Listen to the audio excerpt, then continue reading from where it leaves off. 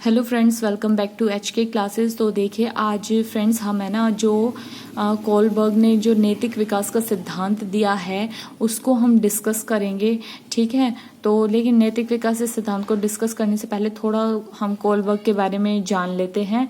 तो देखिए कोलबर्ग है जो उनका जन्म है ना 1927 में हुआ था। वो एक अमेरिकन साइकोलॉजिस्ट थे और क्या हुआ था ना 1971 की बात है, उन्हें है ना क्या ना इन्फेक्शन हो गया था, ठीक है। तो उसके बाद मैंने उनकी तबीयत जो वो मतलब अच्छी तबीयत नहीं रहती थी उसके बाद, और फिर है ना वो है ना फिजिकली इल हो गए थे, बहुत बीमार रहने लगे थे, उतने अच्छी कंडीशन में नहीं थी उनकी फिजिकल हेल्थ। तो ऐसा कहा जाता है उसी के चलते उन्होंने 1987 में ना सुसाइड कमिट कर लिया था। तो और फिर उन्होंने सुसाइड कर लिया था। और जो उनकी है ना जो मेन थ्योरी है जो बहुत फेमस हुई थी वो थी मॉरल डेवलपमेंट थ्योरी थी उनकी, जो कोलबर्ग का नैतिक विकास का सिद्धांत जिसे कहा जाता है।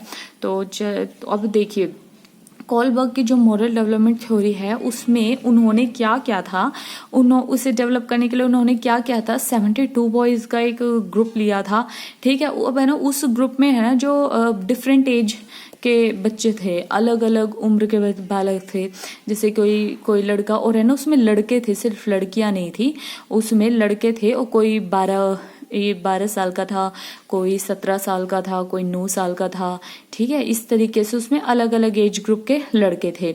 अब फिर क्या हुआ, उसने क्या किया, इन बच्चों को है ना कुछ है ना प्रॉब्लम्स दी, ठीक है। कुछ है ना ऐसी सिचुएशन दी कि जिनमें से दो में से एक चीज चूज करने वाली, इस तरीके की कुछ वो दी। तो ये जो प्रॉब्लम्स दी थी ना उन्हें, मतलब नॉर्मल उसमें मैं कह रही हूँ प्रॉब्लम्स दी, तो उन्हें ये एक तरीके से नैतिक दुविधा है, मॉरल डिलेमा कहा गया। मॉरल डिलेमा का मतलब है एक तरीके से वो होता है ना धर्म संकट, कि आपको दो सिचुएशंस दी जाए और है ना आपसे पूछा जाए कि अगर आप है ना एक क्रिटिकल सिचुएशन में तो आप इन दोनों चीजों में से क्या करेंगे।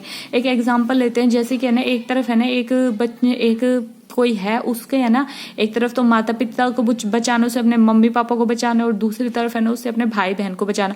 और फिर पूछा जाए कि अगर आपके पास बस एक ही ऑप्शन है कि आप है ना अपने मम्मी पापा या भाई बहन में से किसी एक को ही बचा सकते हो, तो एक तरीके की ऐसी जो क्रिटिकल सिचुएशन है ना वही एक तरीके से डिलेमा है।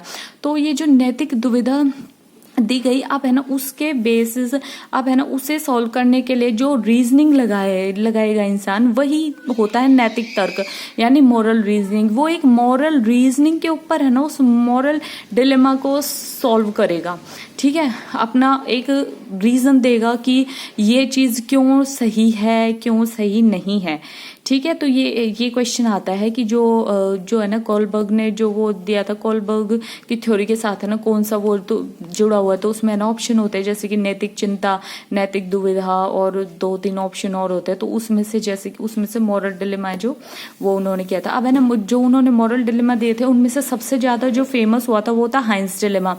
देखिए हाइंस डिलेमा में ये जो हाइंस है, हाइंस एक व्यक्ति है, ठीक है। हाइंस है ना एक मतलब नाम है ये हाइंस, यहाँ पे ना एक हाइंस एक व्यक्ति है, और उसका क्या होता है ना, उसकी एक ऐसे वो होता है कि उसकी जो वाइफ होती है वो बीमार हो जाती है, तो उसे हॉस्पिटल एडमिट कराना होता है। तो डॉक्टर्स है जो वो कुछ दवाइयाँ लिख के देते हैं, और है ना वो दवाइयाँ फिर हाइंस लेने के लिए जाता है केमिस्ट के पास, और वो जो दवाइयाँ हैं उसी केमिस्ट के पास होती है और कहीं नहीं मिलती। लेकिन वो जो केमिस्ट है ना वो उसको हाइंस को है ना बढ़ा चढ़ा के रेट बताता है, ठीक है। और है ना उससे है ना 10 टाइम्स 20 टाइम्स कॉस्ट है जो वो उसे चार्ज करता है। लेकिन फिर है ना हाइंस के पास इतने पैसे नहीं होते कि वो उसको इतने सारे पैसे दे सके।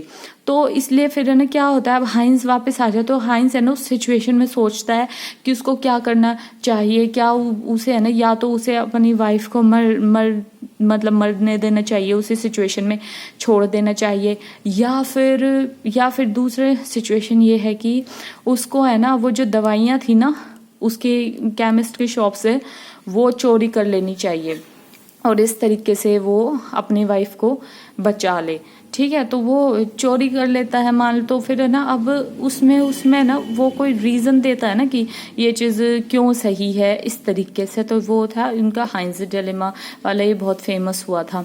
तो अब देखिए इन्होंने ना जो कोलबर्ग ने ना लेवल और स्टेजेस बताए हैं। कोलबर्ग की जो थ्योरी में जो टोटल लेवल है ना, अगर वो पूछे ये है ना, इसमें ना बच्चे गलत कर देता है, तो याद रखना अगर पूछे टोटल लेवल की बात करें तो वो 3 होंगे, ठीक है। इनकी थ्योरी में कोलबर्ग ने जो लेवल बताए, अगर वो पूछे टोटल स्टेजेस कितने हैं, टोटल चरण कितने, तो आएंगे 6। अगर स्तर पूछे तो 3। अब जो हर एक लेवल में 2-2 स्टेजेस इंक्लूड हैं, ठीक है, जिन्हें हम आगे देखेंगे। तो हर एक लेवल में 2 स्टेजेस इंक्लूड है ना, इसलिए 3 दूनी 6, यानी टोटल 6 स्टेजेस है। अब ये देखिए, सबसे पहला जो लेवल है वो है पूर्व परंपरागत स्तर। तो देखिए, पूर्व परंपरागत स्तर पहला है। पूर्व परंपरागत स्तर ये 0 से लेकर के 9 वर्ष तक का होता है। इसमें जो क्वेश्चन आता है ना सीटेट में, वो डायरेक्ट भी आ जाता है कि पूर्व परंपरागत स्तर है जो वो किस वर्ष तक के उसमें होता है बालकों, तो 0 से 9 वर्ष तक के, ठीक है। तो ये देखिए, इसकी सबसे पहली स्टेज है दंड व आज्ञा पालन अभिमुखता, ओबीडियंस एंड पनिशमेंट ओरिएंटेशन। तो देखिए, इसमें क्या होता है ना, इसमें है ना बच्चे के लिए वही नैतिक है जो जिससे कि है ना उसे दंड ना मिले, ठीक है। मतलब जिससे कि वो चीज जिससे दंड मिलता हो वो तो उनके लिए अनैतिक है, और वो चीज जिनसे दंड ना मिले वही चीज नैतिक है। बस इसमें है ना दंड से बचना और आज्ञा पालन, और है ना बातों को, मतलब बड़ों की बातों को पालन करना, ये सब चीज है। दंड से बचना, इसमें मतलब वही चीज मॉरल है जिससे कि दंड ना मिले। अगर किसी चीज से पनिशमेंट मिल रही है ना, तो वो चीज इमोरल है, ठीक है। ये सबसे पहला स्तर है, ये 0 से 9 वर्ष के बालकों में देखा जाता है। देखिए, अब इसकी जो सेकंड स्टेज है वो है साधनात्मक सापेक्षता अभिमुखता, इंडिविजुअलिज्म एंड एक्सचेंज। देखिए, इसमें क्या होता है ना, इसमें ये देखिए, ये है ना, इस सेंटेंस से आप समझ जाओगे, तुम मेरी पीठ खुजाओ मैं तुम्हारी पीठ खुजाऊंगा, यानी कि तुम मेरा काम करो मैं तुम्हारा काम करूँ। इसमें क्या होता है ना कि भैया ये सिचुएशन होती है कि है ना बच्चे को है ना, मतलब ऐसा लगता है कि भैया तू मेरा काम कर दे, ठीक है, बदले में है ना मैं तेरी, अगर तू मेरा ये काम करेगा ना तो मैं तेरे बदले में तेरे लिए ना ये काम कर दूंगा, ठीक है।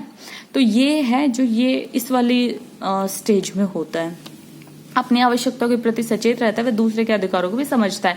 मतलब वही है कि अपने को भी अपना, भैया तू मेरा काम कर और बदले में जो तू कहेगा तेरा काम मैं कर दूंगा। एक तरीके से कॉन्ट्रैक्ट साइन कर लेता है कि तो यही चीज कि तू मेरा काम कर मैं तेरा काम करूंगा, यही। उसके बाद में आएगा लेवल सेकंड है जो वो है परंपरागत स्तर। अब देखिए, लेवल सेकंड है जो वो 9 से लेकर के 12 वर्ष तक में होता है। इसमें जो पहली 2 स्टेज तो वो फर्स्ट लेवल में आ जाते हैं। थर्ड स्टेज है जो ये यहाँ पे सेकंड लेवल में आएगी, ठीक है। परस्पर एक रूप अभिमुखता, गुड इंटरपर्सनल रिलेशनशिप्स। इसमें गुड बॉय गुड गर्ल का होता है। इसमें क्या होता है ना, इसमें है ना मतलब प्रशंसा, बस उसको प्रेज चाहिए होती है, जो वो मतलब है ना जो वो व्यवहार जिससे कि है ना उसकी प्रशंसा हो ना, खूब तारीफ हो ना, वही चीज नैतिक होती है। मतलब बच्चे के लिए उसकी जिस भी ऐसे व्यवहार से जिससे है ना प्रशंसा हो खूब, और है ना खूब तारीफें मिले, वो चीज नैतिक है, ठीक है। दूसरों की प्रशंसा व स्वीकृति प्राप्त करना ही नैतिक व्यवहार कहलाता है। इस स्टेज में गुड बॉय गुड गर्ल का होता है कि भैया अगर आप ये काम कर रहे हो तो आप बहुत अच्छे हो, वेरी गुड, आपने अच्छा काम किया। ये दूसरे प्रशंसा और स्वीकृति, बस दूसरों के ना प्रेज वगैरह के लिए, दूसरों की प्रशंसा प्राप्त करने के हिसाब से ही वो नैतिक व्यवहार को जज करता है कि अगर प्रशंसा होती है तो वो नैतिक है, अगर प्रशंसा नहीं प्राप्त होती तो वो अनैतिक चीज है। उससे नेक्स्ट है अधिकार संरक्षण अभिमुखता, मेंटेनिंग द सोशल ऑर्डर। देखिए, इसमें ना लॉ एंड ऑर्डर, सामाजिक व्यवस्था कर्तव्य निभाने पर कानून का पालन करने पर निर्भर करती है। इसमें क्या होता है कि है ना कुछ है ना लॉ एंड ऑर्डर होते हैं, ठीक है।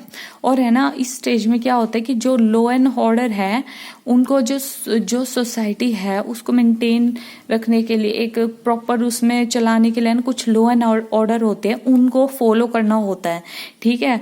और उन लॉ एंड ऑर्डर को फॉलो करना ही एक तरीके से नैतिक माना जाता है, नैतिक व्यवहार माना जाता है, ठीक है। कर्तव्य निभाने कानून का पालन करने पर, इसमें ना to maintaining the social order को मेंटेन करने के लॉ एंड ऑर्डर को फॉलो करना चाहिए, ये इस चीज है, इस वाले 4th स्टेज में आता है। उसके बाद में है लेवल थर्ड है जो ये लास्ट लेवल है, और ये उत्तर परंपरागत स्तर या पोस्ट कन्वेंशनल होता है। ये के बाद वाले वे उसमें आता है 12+। अच्छा ये है ना एब्स्ट्रैक्ट थिंकिंग के ऊपर डिपेंड है और यहाँ पे बहुत कम वो होते हैं, सिर्फ 10 से 15% है जो यहाँ तक पहुंच पाते हैं। तो इसमें जो 5वीं स्टेज है वो है सामाजिक संपर्क अभिमुखता, social contract and individual rights. कानून को बदला जा सकता है यदि वह बहुसंख्यक की इच्छाओं को व्यक्त न करे, सबके अधिकार समान है। तो देखिए इसमें क्या होता है ना, इसमें कहा जाता है कि है ना अगर है ना कानून जो बने हैं ना वो व्यक्तियों के मतलब लोगों की भलाई के लिए बने, लेकिन अगर बहुत सारे लोग उस कानून से खुश नहीं है, उन्हें लगता है कि नहीं ये चीज गलत है, ये जो कानून बना है वो गलत बना हुआ है या इसमें कुछ चेंज लाने की जरूरत है, तो उससे चेंज किया जा सकता है। ये अगर ऐसी कुछ बात आती है तो वो सामाजिक संपर्क अभिमुखता में आती है। ठीक है, कोई भी वो दे दिया कि कोई भी एक ऐसा लॉ एंड ऑर्डर बना हुआ है कि भाई उससे है ना ज्यादातर लोग खुश नहीं है, तो उसे चेंज किया जा सकता है। ये इस स्टेज के अंदर आएगा। उसके बाद में जो सबसे लास्ट में आएगी वो है 6th है सार्वभौमिक नैतिक सिद्धांत अभिमुखता, यूनिवर्सल प्रिंसिपल। अब जो ये यूनिवर्सल प्रिंसिपल्स है ना ये सबसे लास्ट वाली और यहाँ पे बहुत कम लोग पहुंच पाते हैं। ठीक है, और ये अंतरात्मा पर अब है ना people at this stage develop their own set of moral guidelines. अब है ना वो है ना थोड़ा ना खुद के ही एक तरीके से है ना नियम और कानून पर भी विश्वास करता है, मतलब उसे लगता है अब है ना वो जो है ना उसके अंतरात्मा पर निर्धारित होंगे, अब उसके वे जो होंगे और सार्वभौमिकता पर आधारित होंगे। और जरूरी नहीं है कि जो उसने है ना people at this stage develop their own set of moral guideline, और वो जो है ना उसके own set of moral guideline जो मानते जरूरी नहीं है कि वो लॉ एंड ऑर्डर के हिसाब से फिट हो। ठीक है, वो अनफिट भी हो सकते हैं लॉ एंड ऑर्डर के हिसाब से। तो ये है सबसे लास्ट वाला है, ये वाले सबसे लास्ट वाली स्टेज है। अच्छा एक चीज और है, जो मोरल डेवलपमेंट थ्योरी है जो कोलबर्ग ने दी है, उनको है ना क्रिटिसाइज इसलिए किया जाता है, जो उन्होंने 72 बॉयज लिए थे ना, तो उन्हें ये कहा जाता है कि जो उनके जो सैंपल उन्होंने जो इकट्ठा करे थे ना वो सिर्फ बॉयज के हिसाब से ही किए गए हैं, जबकि है ना उसमें लड़कियां शामिल नहीं थी। तो इस हिसाब से है ना मतलब जरूरी नहीं होता कि लड़कियां भी उसी हिसाब से सोचे जिस हिसाब से लड़कों का पर्सपेक्टिव है। तो इसलिए कहा जाता है कि ये एक तरीके से कंप्लीट थ्योरी नहीं है, मतलब जो इस थ्योरी को क्रिटिसाइज करते हैं वो ये लॉजिक देते हैं। तो ये एक क्वेश्चन आया हुआ है कि जो नैतिक विकास का सिद्धांत है कोलबर्ग का, उसका किस आधार पर आलोचना की जाती है। तो उसकी इस आधार पर आलोचना की जाती है कि इन्होंने ना लड़कियों के हिसाब से नहीं, वो जो उन्होंने 72 था वो सिर्फ बॉयज को शामिल किया था। तो हो सकता है कि लड़कियों का जो सोचने का तरीका है वो अलग हो। ओके फ्रेंड्स, तो ये थी आज की ये थ्योरी थी, बहुत इंपॉर्टेंट थी और इसमें से क्वेश्चन आता है, तो ये आप अच्छे से कर लीजिएगा। और चलो फ्रेंड्स, ओके, तब तक के लिए बाय और मेरे चैनल सब्सक्राइब कीजिए। Thank you.